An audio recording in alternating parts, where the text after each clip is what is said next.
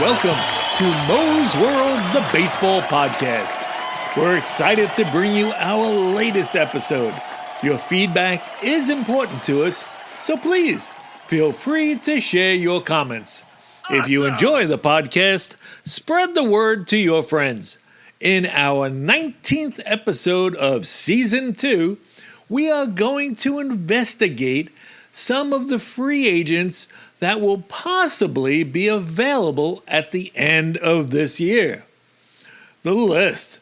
Well, we had Juan Soto, Corbin Burns, Pete Alonso, Blake Snell, Alex Bregman, Willie Adames, and Max Fried were some of the top players who reached free agency and had some big-time contracts after the 2024 season.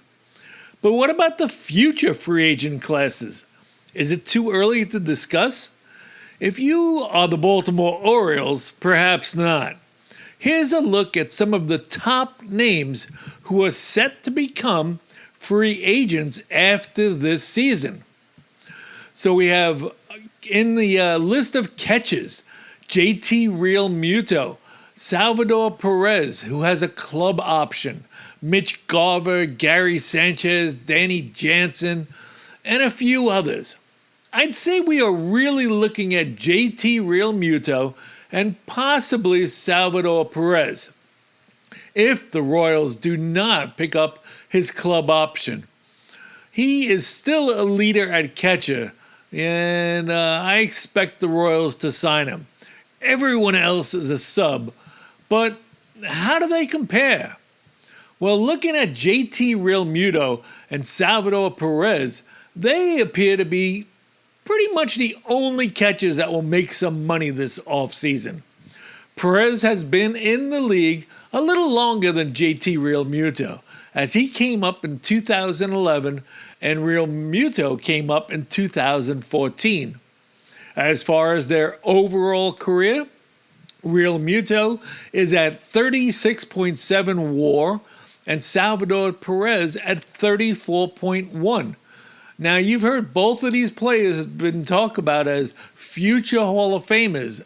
I'm a little on the fence with that, but I'll give him some time. Now, Perez owns the most of the leading stats, such as home runs at 277 to 173, RBIs, and batting average is kind of close.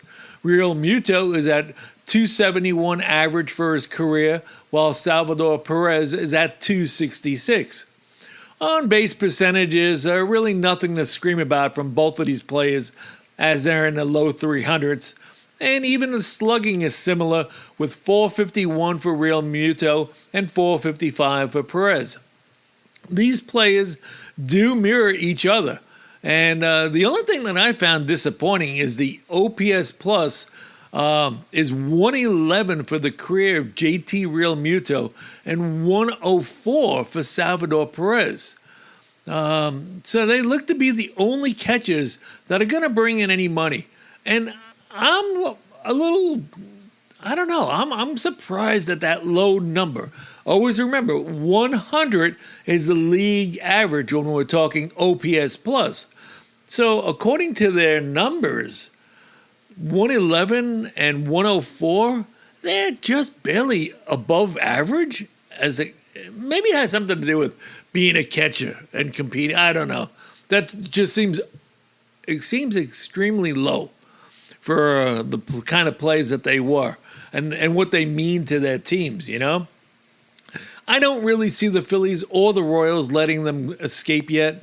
They don't really have a replacement for them, especially their offensive production, which they're still very competent at. Now, first base. Moving on to first base, it looks like we possibly may have Pete Alonso, as he has an opt-out, and I'm not really sure how he's feeling with that. The Mets still continue to be his best option, and I think really it's a mutual situation. Other top free agents at first base are Josh Naylor, Paul Goldschmidt, and Rhys Hoskins. Everybody else, there's nothing really that's going to rock your boat, but Pete Alonso has the potential to increase his contract So let's keep an eye on his production this year and his year with the Mets. Second base? Second base options could be interesting. Luis Arraez and Ozzie Albies are the top names.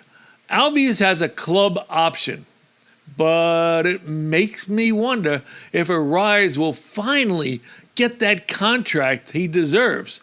You know, we talked about his batting average dead, and this will prove it, I think, this year with Arraez being a free agent. Does anybody value that the ability that he can get a hit and, kind of get on base? His on-base percentage doesn't smoke you, But I think the Braves appear to be getting a bit disillusioned with Ozzie Albies. He's currently in his 9th year with the Braves, and he's completing his very friendly team deal of 7 years, $35 million. Now he's making $7 million this year, and I kind of anticipate the Braves are going to let him walk. I don't even think they're going to pursue him. So it makes you wonder, will the Braves open up their pocketbook? The Braves don't usually do that. Will they pursue shortstop Bo Bichette? It's a perfect friggin' match in my eyes, but let's keep our eye on how the Braves develop because you can never tell what they're going to do. Third base? Interesting at third base, Alex Bregman has the ability to opt out of his contract. These opt-out contracts, fuck. I would never give a player an opt-out contract, Screw that shit. Eugenio Suarez also is they're the only real candidates at third base. Other free agents include Mac Muncy, who has a club option, Gio Urshela, Josh Rojas, Johan Moncada. Nobody really spectacular. I'm not sure what Bregman is thinking with his opt-out, but once again, we can only wait. Now at shortstop, we kind of mentioned his name, Bo Bichette. The shortstop is all Bo Bichette in my book. I mean, you got Trevor Story. He can opt out. He's had an inconsistent shit year. Ha-Sung Kim, not even playing yet. He can opt out. Orlando Arcia, who the Braves just, dumped. And Isaiah Kinefalafa and Paul DeJong. These guys, it's all Bo Bichette. We've talked about what the Blue Jays will do with Vladimir Guerrero and Bo Bichette. Well, it's obvious they wanted to retain Guerrero. As you remember, he signed a 14-year, $500 million extension with the Blue Jays. But will they let Bo walk? He's in his 7th year with the Blue Jays and is only 27 years old. He comes with issues, though. What Bo Bichette are we getting? The player who hit the majors at 21 years old, hitting .300 and leading the league in hits in 2021 and 2022? Or the player who only played 135 games in 2023, then 81 in 2024? Will this year reestablish him as a premier player? Going by his card, it says we can look for a .288 average, about 93 runs scored, 39 doubles, 24 homers, 90 RBIs, and an OPS plus of 118. That sure would improve on his career low OPS plus of 70 from last year. That's right, 70. Holy crap, He had a 70 OPS plus last year. That means he was useless. So he had a really, really shit year, and I think he needs to prove his consistency this year. Bo Bichette, as they say, he controls his destiny. A good year equals a potential long-term contract. A bad year, one-year deal at best. Now, he'll be making $17 million this year. And I don't see the Braves pursuing him just for that fact. They were spoiled paying Ozzie Albies, who had great production for at least 5 of the years out of that 7-year contract, and they paid him $7 million. Now, So they're going to have to really open up the pocketbook because I could see a 6 to 8 year contract ranging from 165 to 200 million easily for him. Now in the outfield, we've got tons of players that are coming up as free agents. We have a good selection of outfielders ranging from Kyle Tucker, Kyle Schwarber, Cody Bellinger, who has an opt-out. A lot of other players that are available, they can be impact players, but not quite starters. I mean, we're talking Luis Robert Jr., Tyler O'Neill, Cedric Mullins, Michael Conforto, Mike Yastrzemski, Chris Taylor, Trent Grisham, Max Kepler, Jesse Winker, Austin Hayes. A lot of those names are guys that either platoon slated or in that kind of regard. Now, I think the top name we're going to see is Kyle Tucker.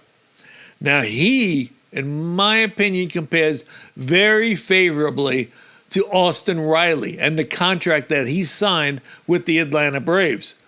Austin Riley signed a 10-year, $212 million contract. Both players are 28.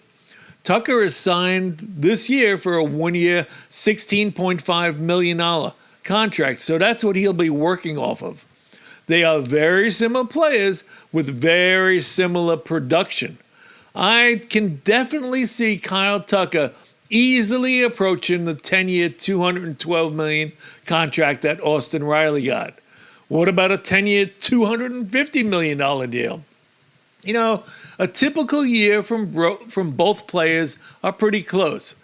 Looking at their cards, Austin Riley, he plays out there. He's good for 150 to 160 games played, 95 runs, 33 doubles, 34 homers, about 95, 96 RBIs, hitting .272, and with an OPS plus of about 122. While Kyle Tucker, we hope to get about 140 games from him, 95 runs, 35 doubles, 30 homers, approaching 100 RBIs with a .275 average, and he's usually leading in slugging in OPS and OPS plus at about 140. A designated hitter is not an awful lot, and I don't really see teams spending, for designated hitters anymore. It's more like a fallout position. We've got Marcell Ozuna and Jock Peterson as the two designated hitters that will probably make a dent. Now, here's what we want to talk about. Starting pitchers. Woo! Oh, boy. Who do we have coming out of this offseason as a free agent? Well, I think the leading names are Dylan Cease, Zach Gallen, Framber Valdez.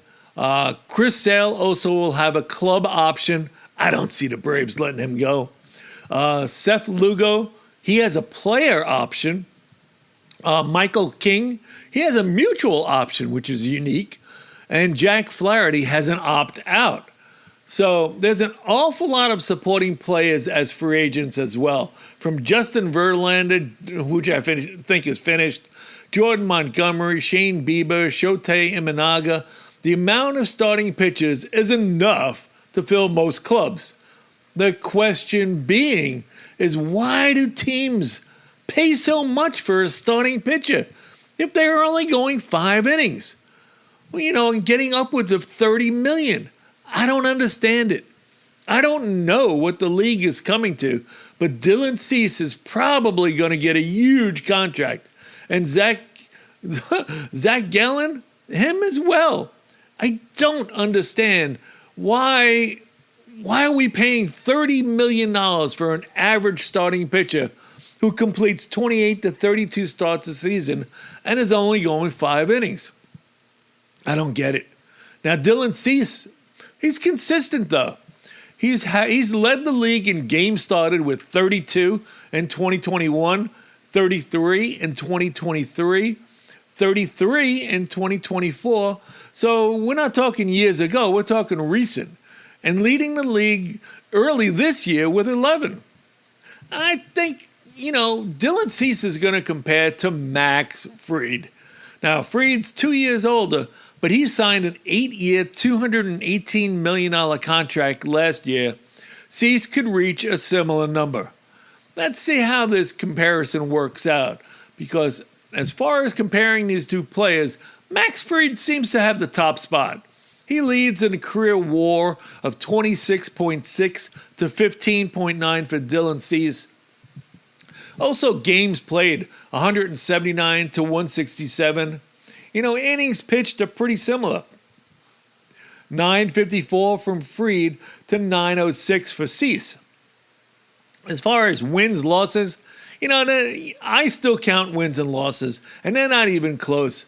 But I think that has a lot to do with Max Fried being on the Atlanta Braves, as he has a career record of 80 and 36, and Dylan Cease is 50 and 39. Now, relief pitches. Wow, relief pitches. That's the same kind of thing that makes you wonder, right? I mean, we got Edwin Diaz of the Mets can opt out this year. Devin Williams, Ryan Helsley, Luke Weaver. They're probably the top relievers. There's an awful lot of relievers available once again. And the idea of resetting your bullpen is getting more and more common, especially during the season when teams run into injuries. So I would not be surprised if certain teams are going to overpay for some of these players this year. All teams need fresh arms, so the newer arm might be the play this offseason, something to watch. Potentially, there are some big contracts on the horizon. Who gets that outrageous contract this year? Will the owners ever learn? That leaves Kyle Tucker, who was traded from the Astros to the Cubs after the 2024 campaign, as the clear headliner of this group. Bichette, Schwarber, Arise, Ozuna, Realmuto, Eugenio Suarez. Those are some of the other notable position players in this class, with Alonso and Bregman also looming as possible opt-out candidates. So the class of starting pitchers will be led by Cease, Gallen, and Valdez. And there's a stacked list of relievers, like we said. It gets very deep. And if Diaz and Suarez opt out, it's even going to be more. Now, as a fan, are you drooling over the potential? Are you already looking at, what team or what player your team can add? Are we going to see the next insane contract from someone on this list? Many clubs will be buyers this year, and many will be sellers that we didn't anticipate. Do you follow a team that perhaps is looking to add one of these free agents?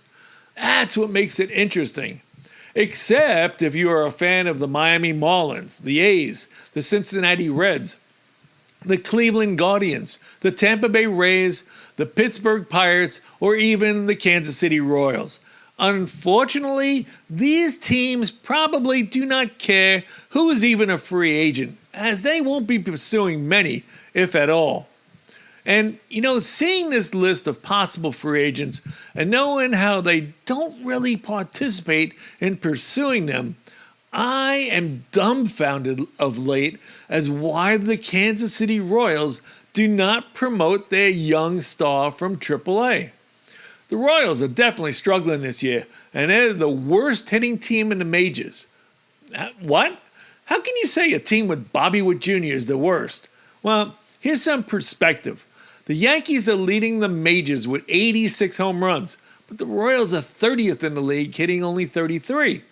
The Cubs have scored 324 runs this year, averaging 6 per game, but the Royals are 26th in the league, averaging only 3.32 per game.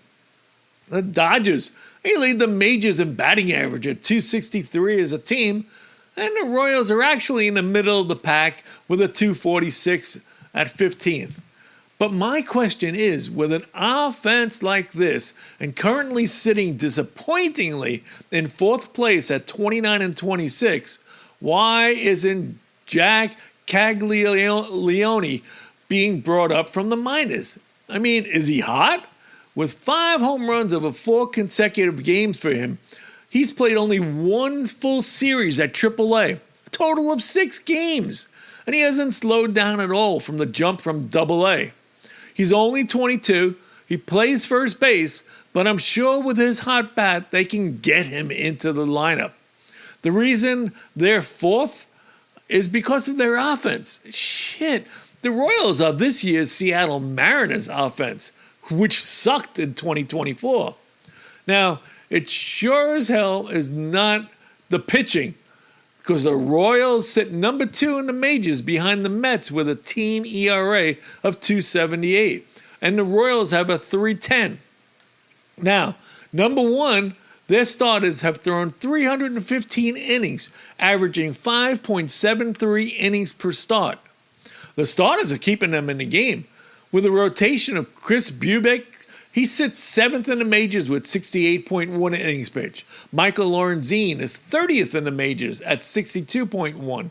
Michael Wacha, 61.2 innings. And Seth Lugo is 56.2 innings. That's an impressive pitching rotation. And for this reason, I expect the Royals to start hitting. Their pitching will not last forever, though. Oh, wait, the bullpen. You know, we talked about bullpens, right? Remember, as we touched on it in episode 16, this is the year of the imploding bullpens and blown saves. Well, who's the leader now? Are you ready for this? Okay, hold on. This is a list.